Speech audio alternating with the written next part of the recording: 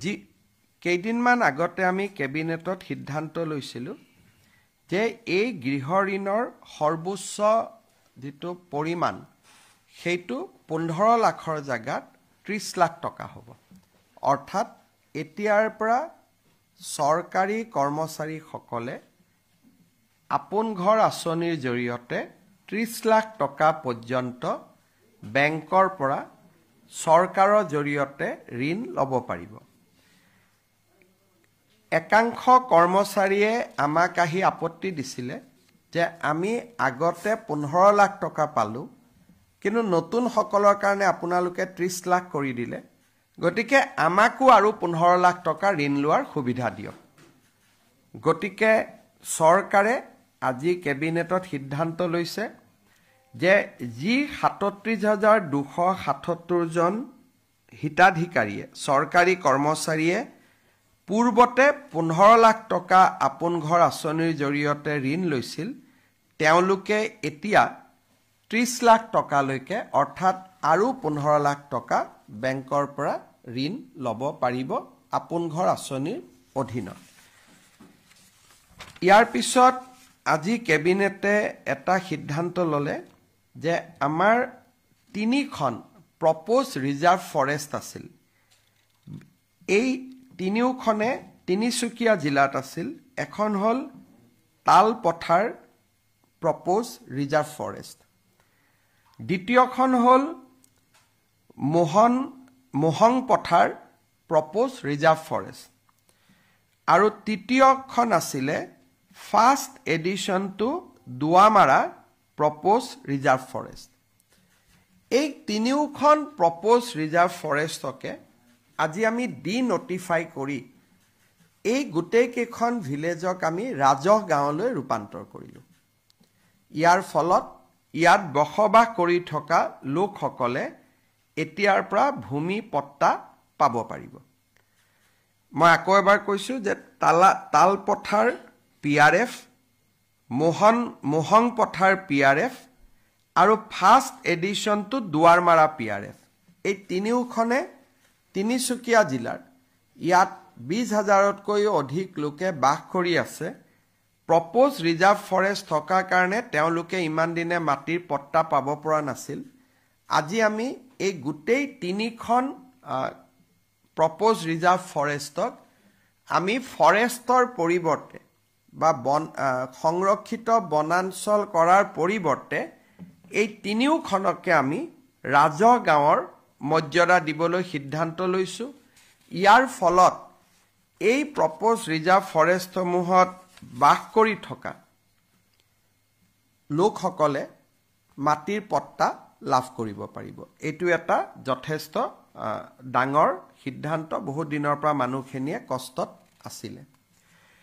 যোৱা 26 জানুৱাৰীত ডিব্ৰুগড়ত গণৰাজ্য দিৱসৰ পতাকা উত্তোলন কৰাৰ সময়ত মই দুটা গুৰুত্বপূৰ্ণ ঘোষণা কৰিছিলোঁ। এটা মই এতিয়া ক'ম, এটা অলপ পিছত কৈছোঁ। এটা মই কৈছিলোঁ যে আমি অসমত অনতি পলমে department of innovation, department of startup, department of incubation, বিশেষকৈ ষ্টাৰ্টআপসকলৰ কাৰণে এটা সুকীয়া বিভাগ আমি গঠন কৰিম। 26 জানুৱাৰীৰ গণৰাজ্য দিৱসৰ সিদ্ধান্ত অনুসৰি বা মোৰ ঘোষণা অনুসৰি কেবিনেটে আজি department of innovation, incubation and startup নামেৰে অসম চৰকাৰৰ এটা নতুন বিভাগ খুলিবলৈ সিদ্ধান্ত গ্ৰহণ কৰিছে। আৰু বিত্ত বিভাগক অহা বছৰ বাজেটত এই বিভাগটোৰ বাবে 100 কোটি টকাৰ বাজেট আবণ্টন কৰাৰ বাবে নিৰ্দেশ দিছে, যাতে ৰাজ্যখনত আমি ষ্টাৰ্টআপসকলৰ মাজত এটা ইতিবাচক পৰিৱেশ নিৰ্মাণ কৰিব পাৰোঁ। আৰু মই ভাবোঁ যে এই ষ্টাৰ্টআপৰ ওপৰত হোৱা বিভাগটোৱে অসমৰ যুৱ শক্তিক এটা নতুন উদ্যমিতা আৰু আত্মনিৰ্ভৰশীলতাৰ এটা নতুন পথ দেখুৱাবলৈ সক্ষম হ'ব।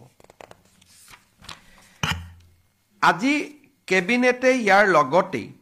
Assam startups and innovation policy 2025 তাকো মঞ্জুৰি দিয়ে ইয়াৰ ফলত অসমৰ ষ্টাৰ্টআপ সকলে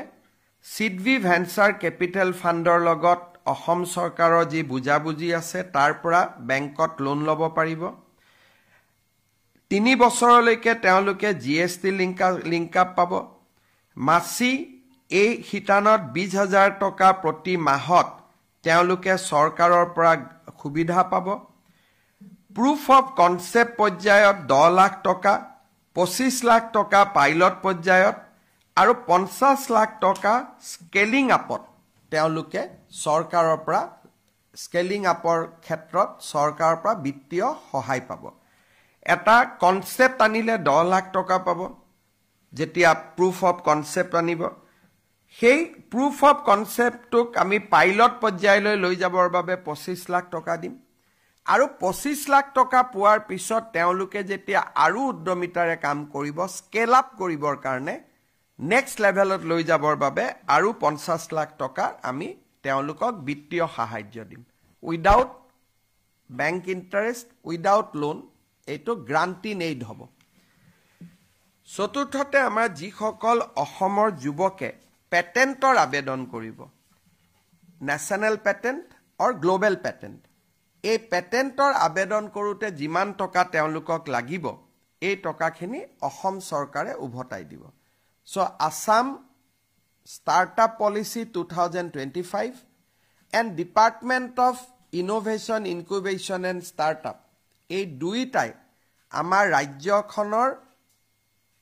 নতুন চাম যুৱ শক্তিৰ বাবে এটা গেম চেঞ্জাৰলৈ ৰূপান্তৰ হ'ব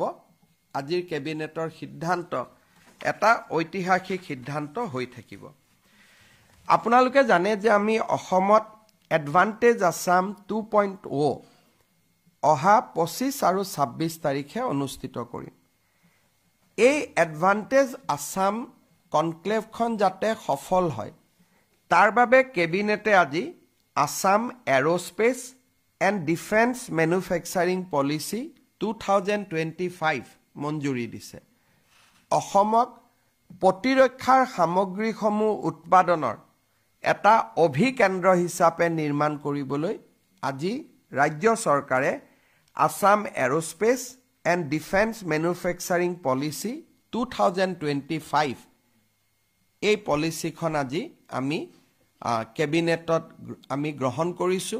আৰু এই পলিচিখনে অসমত ডিফেন্স ইণ্ডাষ্ট্ৰি লৈ অহাৰ ক্ষেত্ৰত এক অগ্ৰণী ভূমিকা গ্ৰহণ কৰিব ইয়াৰ লগতে আজি আমাৰ কেবিনেটত এটা বিশেষ বিষয়ৰ ওপৰত আলোচনা হৈছিল যে আমাৰ দেশ আৰু আমাৰ ৰাজ্যত bio manufacturing of chemical enzyme biopolymer functional food আৰু আদাৰ বায়ো প্ৰডাক্টস ইয়াৰ এটা বহুত ডাঙৰ নতুন ক্ষেত্ৰ এখন নিৰ্মাণ হৈ আছে ইয়াক বায়ো যি আমাৰ জৈৱিক যিটো বিজ্ঞান আছে আজিকালি এটা সময় আহিব যে মানুহে খোৱা বস্তু খেতি পথাৰত বনাব নালাগিব ল্যাবৰেটৰীতে মানুহক কিমান নিউট্ৰিশন লাগিব কিমান খোৱা লাগিব বায়ো ফুড ল্যাবৰেটৰীৰ পৰাই নিৰ্মাণ হ'ব আৰু ইতিমধ্যে বিদেশত তাৰ ব্যৱস্থা আৰম্ভ হৈ গৈছে প্ৰধানমন্ত্ৰী নৰেন্দ্ৰ মোদী ডাঙৰীয়াই এই বায়োপলিমাৰ বায়ো ম্যানুফ্যাকচাৰিং অফ কেমিকেল এনজাইম আজিকালি আপোনালোকে এটা শব্দ শুনিছে প্ৰবায়োটিক মানুহে যি মানুহক এন্টিবায়োটিকৰ বিপৰীতে প্ৰবায়োটিক্স লাগে এই গোটেইবিলাকৰ ওপৰত ইতিমধ্যে ভাৰতে বিশাল গৱেষণা কৰিছে আৰম্ভ কৰিছে আৰু মোদী ডাঙৰীয়াই ৰাজ্যসমূহক ইয়াৰ ক্ষেত্ৰত আগভাগ ল'বলৈ আহ্বান জনাইছিল ভাৰতৰ কোনো ৰাজ্যই এই ক্ষেত্ৰত আগবঢ়াৰ আগতে আজি আমাৰ কেবিনেটত আসাম একশন প্ল্যান অন বায়ো E3 যাৰ জৰিয়তে আমি এন্টাৰপ্ৰেনিয়ৰ্স ৰিসাৰ্চাৰ্স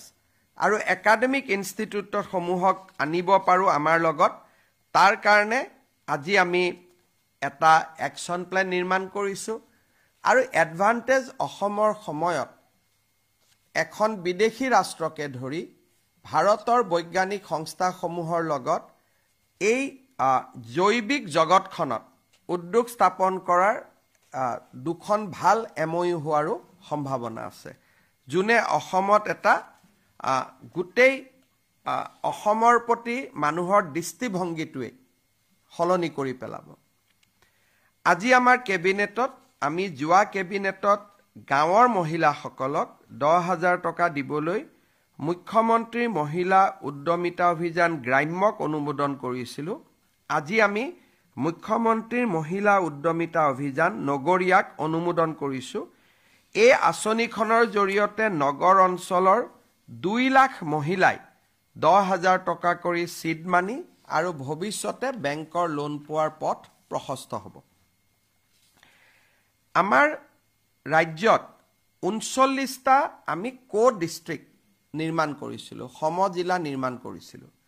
আৰু ইতিমধ্যে সমজিলা আয়ুক্তসমূহে দায়িত্বভাৰ গ্ৰহণ কৰিছে। এইবাৰ গণৰাজ্য দিৱসৰ পতাকাও সমজিলাসমূহত উত্তোলিত হৈছে। বিধায়ক আনটাইড ফাণ্ড সংসদ পুঁজিৰ ব্যৱহাৰো সমজিলাসমূহতে আৰম্ভ হৈছে। সমজিলা আয়ুক্তৰ সমান্তৰালকৈ আৰক্ষীৰ ক্ষেত্ৰতো আজি আমি সমজিলা আৰক্ষী অধীক্ষক district superintendent of police CDSP নামে 39টা পদৰ আজি আমি অনুমোদন কৰিছোঁ এডিশ্যনেল SP ৰেংকত।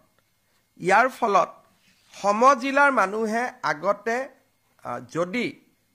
SPৰ ওচৰত যাবলগীয়া হৈছিল, এতিয়া তাৰ বহু শতাংশ কাম ডিষ্ট্ৰিক্ট সুপাৰিনটেণ্ডেণ্ট অফ পুলিচৰ লেভেলতে শেষ হৈ যাব। ক্ষমতা বিকেন্দ্ৰীকৰণৰ ক্ষেত্ৰত আমাৰ চৰকাৰে লোৱা পদক্ষেপে আৰু এটা নতুন পৰ্যায়ত আজি ভৰি দিলে। ডিষ্ট্ৰিক্ট সুপাৰিনটেণ্ডেণ্ট অফ পুলিচ এইটো এডিশ্যনেল SP ৰেংকত হ'ব। এতিয়াৰ পৰা আমাৰ ৰাইজে মেল মিটিং সভা সমিতি পাতিবৰ কাৰণে আৰক্ষী অধীক্ষকৰ ওচৰত যাব নালাগে। সমজিলা আৰক্ষী অধীক্ষকৰ পৰ্যায়তে এই কামবিলাক হ'ব। পুলিচ ভেৰিফিকেশ্যন, বিভিন্ন ভেৰিফিকেশ্যনছ, এই গোটেইবিলাক সমজিলা আৰক্ষী অধীক্ষকৰ পৰ্যায়তে শেষ হ'ব। আৰু সমজিলাত থকা থানাসমূহৰ ওপৰত সমজিলা আৰক্ষী অধীক্ষকৰ কৰ্তৃত্ব থাকিব। আজি আমাৰ কেবিনেটত মিছন বসুন্ধৰা আবেদনৰ তাৰিখ ৰাইজৰ বিশেষ অনুৰোধত, এইবাৰ মই ডিব্ৰুগড়ত যাওঁতে বহুত ৰাইজে মোক অনুৰোধ কৰিছিলে, আমি শেষবাৰৰ বাবে 15 ফেব্ৰুৱাৰীলৈকে বৃদ্ধি কৰিছোঁ। লগতে আমি আপোনালোকে জানে যে 3টা প্ৰজন্মৰ প্ৰমাণ বসুন্ধৰাৰ কাৰণে schedule tribe, schedule caste, T tribe আৰু গোৰ্খা লোকসকলে দিব নালাগে। কিন্তু মৰাণ আৰু মটক সমাজৰ পৰাও মোৰ ওচৰত প্ৰতিনিধিত্ব আহিছিলে যে আমাকো 3টা প্ৰজন্মৰ প্ৰমাণপত্ৰ দিয়াৰ আওতাৰ বাহিৰত ৰাখিব লাগে। আজি আমি কেবিনেটে কোচ ৰাজবংশী, মৰাণ, মটক, চুতীয়া আৰু আহোম সম্প্ৰদায় বা আহোম জনগোষ্ঠীৰ লোকসকলক মিছন বসুন্ধৰা আঁচনিৰ বাবে প্ৰয়োজনীয় 3টা প্ৰজন্মৰ আবেদনৰ পৰা তেওঁলোকক এক প্ৰকাৰ ক'ব গ'লে আমি ৰিলিজ কৰি দিছোঁ, বা আন ভাষাত ক'ব গ'লে তেওঁলোকে 3টা প্ৰজন্মৰ চাৰ্টিফিকেট দিব নালাগে। ST SC আৰু গোৰ্খা তথা টি গাৰ্ডেনৰ লোকে যেনেকুৱা সুবিধা পাইছিল তেনেকুৱাই সুবিধা তেখেতসকলেও ল'ব পাৰিব। কোচ ৰাজবংশী, মৰাণ, মটক, চুতীয়া, আহোম সম্প্ৰদায়ে এতিয়াৰ পৰা আৰু 3টা প্ৰজন্মৰ চাৰ্টিফিকেট তেওঁলোকে দিয়াৰ প্ৰয়োজনীয়তা নাথাকিব। ডিব্ৰুগড়ৰ কেবিনেটত আমি আৰু এটা সিদ্ধান্ত লৈছিলোঁ যে ধৰ্মীয় উপাসনাস্থলী 25,000 ধৰ্মীয় উপাসনাস্থলীলৈ আমি 3 লাখকৈ টকা অনুদান হিচাপে আগবঢ়াম। এই আঁচনিখন ৰূপায়ণৰ কাৰণে আজি কেবিনেটে 600 কোটি টকাৰ অনুমোদন দিয়ে। আৰু এই আঁচনিখনৰ জৰিয়তে আমি অসমৰ 25,000 নামঘৰ মন্দিৰলৈ আমি 3 লাখকৈ টকা আগবঢ়াম 1.5 লাখ টকা প্ৰথম কিস্তি দ্বিতীয় কিস্তি 1.5 লাখ টকা 600 কোটি টকাৰ যিখন আবেদন আছিলে সেই আবেদনখন আজি আমাৰ কেবিনেটে গ্ৰহণ কৰে ডিব্ৰুগড় গণৰাজ্য দিৱসৰ পতাকা উত্তোলনৰ পিছত মোৰ তৃতীয়টো ঘোষণা ডিব্ৰুগড়ৰ বিধানসভা আৰু বিধানসভাৰ অধিৱেশনৰ ওপৰত আছিলে এই সম্পৰ্কত সিদ্ধান্ত আমি অহা কেবিনেটত গ্ৰহণ কৰিম ইতিমধ্যে লোক নিৰ্মাণ বিভাগে এই বিষয়ত কামকাজ আৰম্ভ কৰিছে আজি কেবিনেটত এই সিদ্ধান্তখিনি গ্ৰহণ কৰা হৈছে পুনৰ এবাৰ আপোনালোকক ধন্যবাদ জনাইছো কেবিনেট বেছি দেৰি চলাৰ কাৰণে অলপমান দেৰি হ'ল আপোনালোকৰ যদি কিবা প্ৰশ্ন আছে কৰিব পাৰে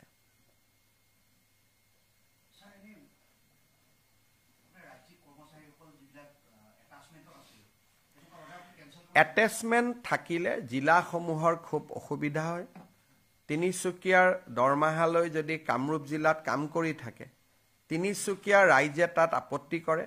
বিশেষকৈ ইয়াকে লৈ কাৰ্বি আলং ডিমা হাছাও উজনি অসমৰ জিলাসমূহৰ ৰাইজৰ এটা ক্ষোভৰ সৃষ্টি হৈছে কাৰণ মেক্সিমাম কৰ্মচাৰীয়ে তিনিচুকীয়া ডিব্ৰুগড় লখিমপুৰ ধেমাজিত পোষ্টিং লৈ বা পদ থাকাৰ পিছত তেওঁলোকে গুৱাহাটী আৰু কামৰূপ জিলাত তেওঁলোকে এটেচমেন্টত আছে আৰু ইয়াক লৈ এক প্ৰকাৰ গণ বিক্ষোভৰ আৰম্ভণি হৈছে বহুত জায়গাত মানুহ নাই কোট আছে বলে এটেচমেন্ট লৈ জালুকবাৰীত আছে এটেচমেন্ট লৈ পলাশবাৰীত আছে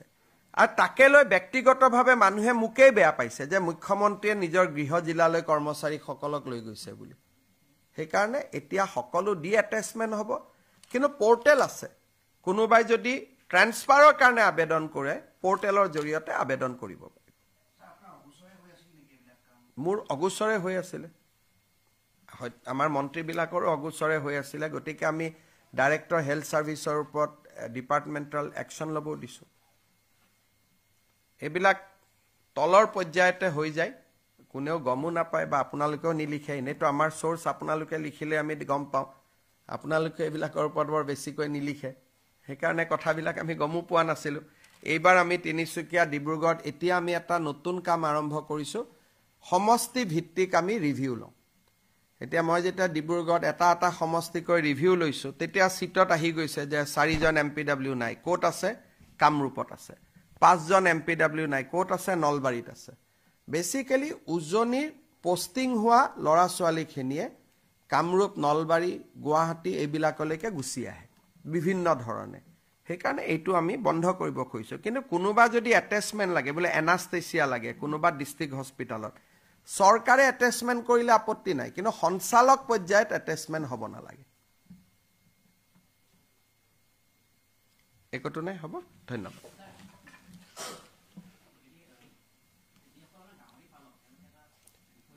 আমিতো একো শুনাই নাই এটোতো মিডিয়া ক্ৰিয়েচন হয় মোৰ হাতততো কোনো পলিচিটো একো নাই কোনোবা মানুহ আহিছে যে আমি অসমত টকা খৰচ কৰিম প্ৰস্তাৱখনেই দিয়া নাই কিহত টকা খৰচ কৰিব এতিয়ালৈকে খালি এইকেদিন বিভিন্ন মানুহ আহিছে লক কৰিছে আমাৰ হাতততো কোনো কাগজ পত্ৰই নাই এতিয়া কমেন্ট দিবৰ কাৰণে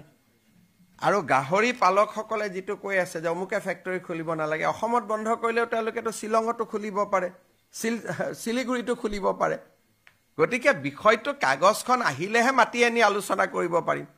এতিয়ালৈকেতো তেওঁলোকে কোনো প্ৰস্তাৱ দিয়া নাই মই যিমান দূৰ জানো তেওঁলোকে কলিকতা মেঘালয় অসম তিনিখন ৰাজ্য তেওঁলোকে পৰিভ্ৰমণ কৰিছে কিবা চাইছে কৰিব পাৰে নেকি আমি নিদিলে শিলঙত কৰিব আমি নিদিলে শিলিগুৰিত কৰিব আকতো বস্তুখিনি আহি খুমাবই সেইকাৰণে আমাৰ কাৰ ক্ষতি হয় কি হয় কাগজখন আহিলে মই পঢ়ি চাব পাৰিম তেতিয়া আমি লোকেল গাহৰি পালকসকলৰ লগত আলোচনা কৰিব পাৰিম ভাই এখন প্ৰস্তাৱ আহিছে আপোনালোকৰ কি আপত্তি আছে কওক এতিয়ালৈকে কাগজে হাতত একো নাই আমাৰ সিএ টাইপ আন্দোলন হৈ গল এটো মানুহ নাহে অসমত আহিব বুলি 2 লাখ 20 লাখৰ লৈ এটো সেকেন্ড সিএ এজিটেশন এটা হৈ আছে হ'ব